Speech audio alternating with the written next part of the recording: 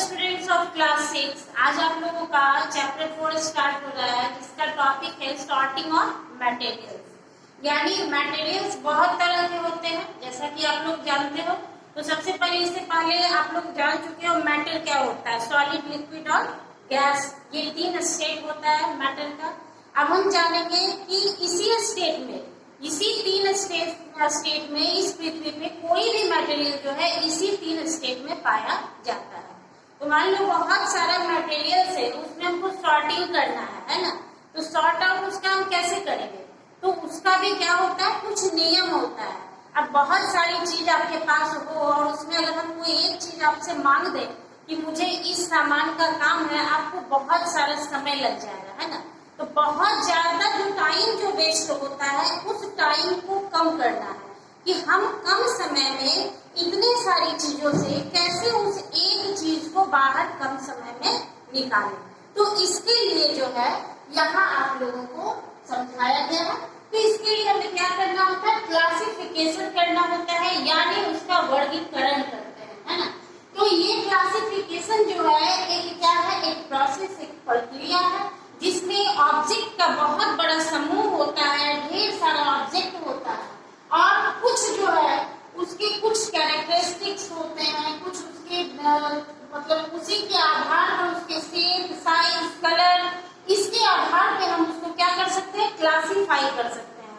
अब बहुत सारी चीजें तो उसमें आप क्लासिफाई करके उसको कैसे रखोगे, तो उसके लिए कुछ जो है हम देखते हैं कि कुछ ऐसी वस्तु है जो राउंड शेप में है तो उसको हम अलग कर देते हैं, कुछ सिलेंड्रिकल शेप में है तो उसको हम क्या करेंगे, अलग कर देंगे। तो ये हुआ कि हम शेप के आधार पे अलग किए। अब है कि वो किस चीज से बना हुआ है, तो कुछ प्लास्टिक से बना होता है, कुछ अलग अलग तरह के मेटल्स से बने हुए होते हैं। तो उस आधार पे भी हम उसका क्लासिफिकेशन कर सकते हैं। अब जैसे कुछ वस्तु जो है, जैसे फर्नीचर है, तो फर्नीचर जो है ये अक्सर हम देखते हैं कि किस चीज का बना होता है, वुडन का बना होता है, ठीक है। लेकिन अब हम देख रहे हैं कि कुछ ऐसे भी फर्नीचर आ रहे हैं जो किस चीज के, मेटल के भी बने हुए होते हैं। अब जैसे बॉल है, तो बॉल जो है या तो रबर का होगा या फिर प्लास्टिक का होगा, लेकिन जब बॉल है तो वो होगा कैसा, राउंड शेप में होगा। तो आप जब मार्केट जाते हो तो आप वहां देखते हो कि आप जब भी किसी चीज का डिमांड करते हो तो क्या होता है, दुकानदार जो होता है कस्टमर का बहुत ज्यादा टाइम वेस्ट नहीं करता है। अगर वो ज्यादा समय केवल सामान को ढूंढने में ही लगा देगा तो क्या होगा, वहाँ कस्टमर जो है ज्यादा देर वहाँ ठहर पाएंगे, नहीं ठहर पाएंगे, तो वहां से वो चले जाएंगे। तो समय की बचत करते हुए हम क्या करते हैं, किसी चीज को बहुत ही कम समय में ढूंढकर उसे बाहर निकालते हैं। इसी को हम लोग क्या कहते हैं, क्लासिफिकेशन करते हैं। अब इसी में देखिए क्लासिफाई जब हमको करना है तो हम कैसे करेंगे, जैसे हम देखेंगे अब लस्टर। लस्टर का मतलब क्या होता है, वैसे मटेरियल जिसका सरफेस कैसा होता है, शाइनिंग होता है, यानी चमकीला होता है।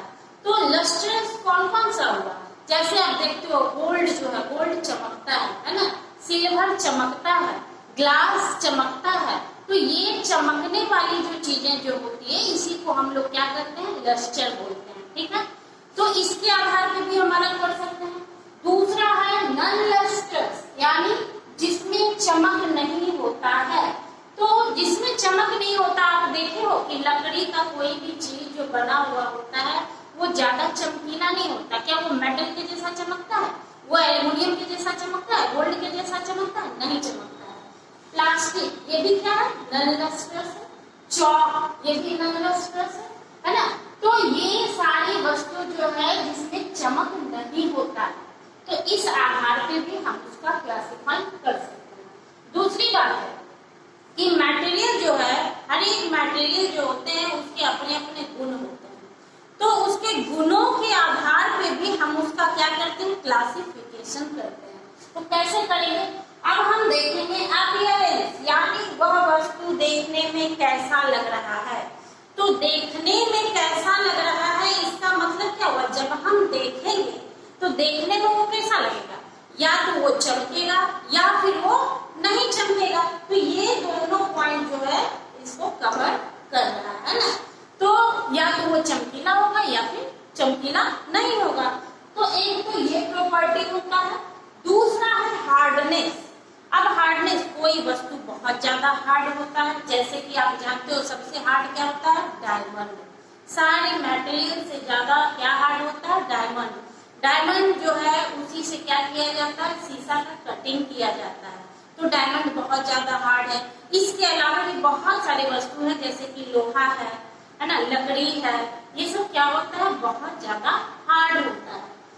दूसरा टेक्सचर, तो अब हम देखेंगे उसका टेक्सचर की जब बात आती है तो हम उसमें क्या देखेंगे, तो उसको हम देखेंगे कि वो स्मूथ है या फिर रफ है, तो इसको हम छू करके हमें पता चलेगा। कुछ चीज क्या होता है, जैसे कि मिरर का जो सरफेस होता है वो कैसा होता है, बिल्कुल स्मूथ होता है ना। तो बहुत सारी चीजें, मेटल का भी क्या होता है, सरफेस बिल्कुल स्मूथ होता है। तो वही हम देखते हैं कि कुछ चीज बहुत स्मूथ होता है और कुछ चीज क्या होता है, रफ होता है। तो उसके भी आधार पे ये भी मटेरियल का गुण है, इसके आधार पे भी हम उसका क्लासिफाई कर सकते हैं। नेक्स्ट है सॉल्यूबल और इनसॉल्यूबल। अब हम देखते हैं कि कुछ वस्तु जो होता है वह क्या होता है, पानी में या दूसरे लिक्विड में भी घुलनशील होता है, वह घुल जाता है, आसानी से घुल जाता है। जैसे कि आप देखते हो मिल्क में आप शुगर को डालते हो तो क्या होता है, वो घुल जाता है ना। इसके बाद आप सब्जी में नमक डालते हो तो क्या होता है, वो घुल जाता है। तो ये सब जो है ये घुलनशील है, घुल जाता है ना। और वही हम देखते हैं कि कुछ ऐसी चीजें जो घुलता नहीं है, तो जो घुलता नहीं है उसमें क्या है, अगर आप पानी में मिट्टी डाल देते हो तो क्या मिट्टी घुलेगा, नहीं। क्यों, तुम देखते हो कि मिट्टी क्या होता है, नीचे पानी के नीचे बैठ जाता है, और उसके बाद ऊपर जो है उसके अंदर जो वेस्ट मटेरियल जो होता है, जैसे कि डेड इंसेक्ट्स वगैरह जो होता है वो नजर आपको आएगा, या फिर ड्राई लीव्स, स्ट्रॉ, ये सब जो है ऊपर फ्लोट करता हुआ नजर आता है, लेकिन मिट्टी जो है वह पानी में नहीं घुलती। तो ये हो गया सॉल्युबल और इनसॉल्युबल। इसी के अंदर आता है मिसिबल और नॉन मिसिबल। तो मिसिबल का, जैसे हम मिसिबल की बात करते हैं तो उसमें क्या आता है, उसमें दो लिक्विड की बात होती है, यानी पानी और दूध को अगर हम मिला देते हैं तो क्या आपको समझ में आता है कि इसमें पानी कहाँ है और दूध कहाँ है, नहीं, वह पूरी तरह से क्या होता है, मिल जाता है ना। इसके बाद अगर आप वाटर में लेमन का जूस भी लिक्विड है और वाटर भी लिक्विड है, आप मिलाते हो तो आपको समझ में नहीं आता है कि नींबू कहाँ गया, नींबू का रस, और पानी इसमें कहाँ क्या है, ये अलग अलग हमें दिखाई नहीं पड़ता है। तो जब दोनों अच्छे से मिक्स हो जाता है तो वो क्या कहलाता है, मिसिबल। वही हम देखते हैं नॉन मिसिबल में क्या होता है कि वो दोनों भी लिक्विड होता है लेकिन दोनों मिक्स नहीं हो सकता है। आप अगर वाटर में कुकिंग ऑयल डालते हो तो क्या होता है, वह नहीं घुलता है, वह क्या होता है, तेल जो होता है ऊपर तैरने लग जाता है। इसी तरह अगर आप वाटर में पेट्रोल डाल देते हो, डीजल डाल देते हो, केरोसिन ऑयल डालते हो, तो आप क्या देखोगे कि तेल हमेशा ऊपर तैरता है, वो कभी भी मिक्स नहीं हो सकता है। ठीक है, तो ये इसके गुण हो गए। अब है मटेरियल में फ्लोट और सिंक इन वाटर। अब इस आधार पे भी हम इसका वर्गीकरण कर सकते हैं, यह भी गुण है मटेरियल का। कुछ मटेरियल जो होता है उसको जब आप पानी में डालोगे तो आप क्या देखोगे कि वो डूब जाता है, बिल्कुल बॉटम में जाकर बैठ जाता है। इसको आप घर में भी करके देख सकते हो। तो जो बैठ जाता है जो बॉटम में, इसका मतलब क्या है कि वो हैवी है। जो भी हैवी चीज जो होता है वो क्या होता है, पानी में कभी भी फ्लोट नहीं कर सकता है। तो कौन नहीं कर सकता है, जैसे कि मेटल का कोई भी चीज अगर आप वाटर में डालते हो तो क्या होगा, आप एक कॉइन को अगर, सिक्के को अगर डालोगे पानी में तो क्या होगा, सिक्का कभी भी तैरेगा नहीं। आप शीशा का बॉटल डाल दोगे पानी में तो क्या वो तैरेगा नहीं, तैरेगा, है ना। इरेजर को आप बकेट के पानी में डाल के देखना, रबड़ का होता है, वह भी नहीं तैरेगा। लेकिन अगर आप प्लास्टिक का बॉल डाल देते हो तो क्या होगा, वो ऊपर ही ऊपर फ्लोट करता रहेगा। प्लास्टिक, पॉलिथीन कुछ भी अगर डालते हो तो क्या होता है, वो ऊपर फ्लोट करता है। लकड़ी अगर आप पानी में डालते हो तो वह भी ऊपर फ्लोट करता है। तो यह भी प्रॉपर्टी है इसका कि कुछ वस्तु जो है वह पानी में डूब जाता है और वही कुछ वस्तु जो है पानी में तैरता रहता है। ठीक है, तो ये प्रॉपर्टी इसका हो गया। अब दूसरा क्या है, दूसरा भी प्रॉपर्टी हमें देखिए कि हम उसको इस आधार पे भी उसका वर्गीकरण कर सकते हैं, ट्रांसपेरेंसी के आधार पे। अब इसमें क्या आता है, इसमें 3 टर्म आता है। क्या है ये 3 term? Transparent, translucent and opaque. तो ट्रांसपेरेंट का मतलब क्या होता है?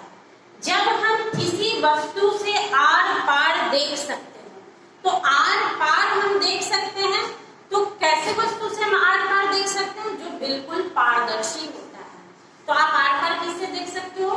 बिल्कुल क्लियर प्लास्टिक जो होता है उससे भी आप देख सकते हो, क्लियर जो ग्लास होता है आप उससे भी देख सकते हो, आप एयर से देख सकते हो। हमारे चारों ओर हवा है, लेकिन क्या होता है कि हम फिर भी देख पा रहे हैं एक दूसरे को। इसका मतलब क्या हुआ कि एयर जो है वह भी ट्रांसपेरेंट है ना।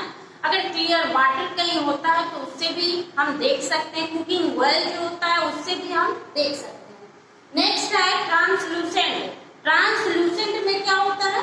इसको हम लोग क्या करते हैं, इससे ही होता है, सेमी ट्रांसपेरेंट इसको हम कर सकते हैं, यानी थोड़ा थोड़ा दिखाई देता है। आप लोग कपकेक जो खाते हो तो उसमें बटर पेपर नीचे लगा होता है, आप कभी बटर पेपर से देखना आपको जो है नजर नहीं आएगा, क्लियर कोई भी चीज नजर नहीं आएगा।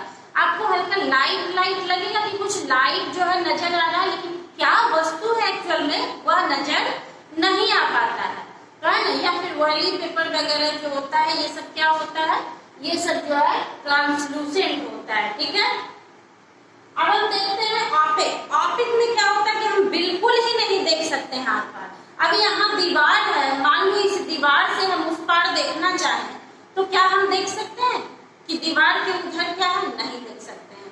तो ऐसे ही वस्तु को हम क्या कहते हैं, ऑपिक कहते हैं, है ना, जिससे हम आर पार नहीं देख सके। अगर दरवाजा है तो दरवाजा जब लॉक रहता है तो आप आर पार नहीं देख सकते हो, तो यह क्या हो गया, यह ऑपिक हो गया। तो इसके आधार पे भी हम उसको क्या करते हैं, उसका क्लासिफिकेशन करते हैं। नेक्स्ट है एडवांटेज ऑफ ग्रुपिंग।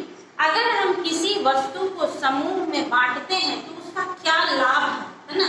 तो क्या लाभ है, तो आप लोग को पहले भी हम जिस समय क्लासिफिकेशन का पॉइंट बता रहे थे तो हम बताए थे कि क्या लाभ है। इससे हमारे समय की बचत होती है ना, और हम बहुत ही आसानी से किसी वस्तु को क्या कर पाते हैं, ढूंढ पाते हैं, इसमें मदद मिलती है।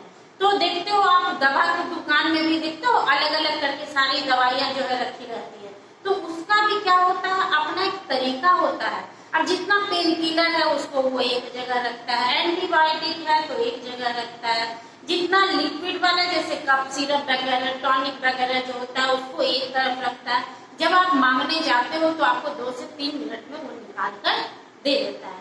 किराना के दुकान में आप जाते हो तो कैसे देखते हो, दाल जो होता है हर तरह का दाल एक साइड रखता है, हर तरह का चावल एक साइड रखता है, जितना भी ये क्या कहता है घर का जो होता है जिसको हम पेस्टिसाइड्स कर सकते हैं, पेस्ट कंट्रोल करने वाले चीज को अलग रखता है, इसके बाद स्पाइसेस को अलग रखता है। तो उसका भी अपना एक वर्गीकरण करने का तरीका है, वो अलग अलग रो में उसे सजा कर रखता है जिससे उसके टाइम की बचत होती है।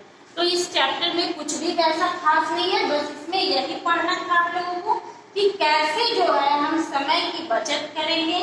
हम मटेरियल को खोजना अगर हमें हो तो उसके लिए हमें क्या करना होगा, कैसे हम अपने समय की बचत करेंगे और उसे हम आसानी से ढूंढ पाएंगे। ठीक है।